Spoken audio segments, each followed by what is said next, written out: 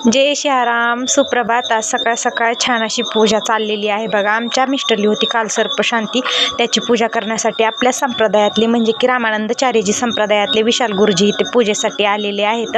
आणि काल होता सत्संग ओपनिंग, त्याच्यामुळे खूप सारी धावपळ झाली आणि अचानक आणखी आमच्या पूजेची तारीख ही आजचीच होते, म्हणजे की शांतीची तारीख आजचीच होते।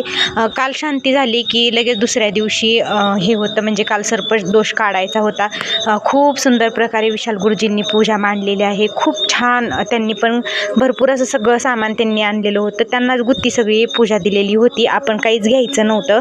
आणि माझ्या कालच्या धावपळीनं मी थोडीशी आजारी पडलेली बघा। इथं माझा चेहरा बघू शकता तुम्ही, थोडंसं वीक झाल्यासारखं वाटायला लागले, परंतु काय करणार, पूजा होती तिथं जावंच लागलं। थोडासा आराम केला आणि परत मग मी मंदिरात आले।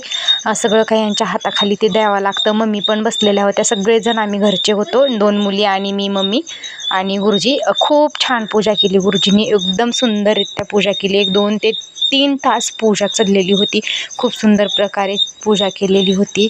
खरंच मनाला एक पावित्र्यच वाटतं असं देव शांतीविधी। आणि मी व्हॉइस ओव्हर देताना खूप साऱ्या म्हणजे की संध्याकाळी व्हॉइस ओव्हर दिलाय, त्याच्यामुळे चिरक्यांचा आवाज येतो आणि समजून घ्या थोडंसं। आणि मग इकडं पूजाविधी खूप सुंदर प्रकारे पार पडलेली आहे।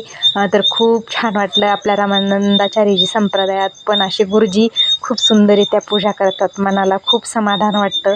आणि बघू शकता तुम्ही तुमच्या डोळ्याने पूजेची मांडणी तर खूप सुंदररित्या केलेली होती आणि पूजा भरपूर वेळ चाललेली होती बघा। जय सियाराम।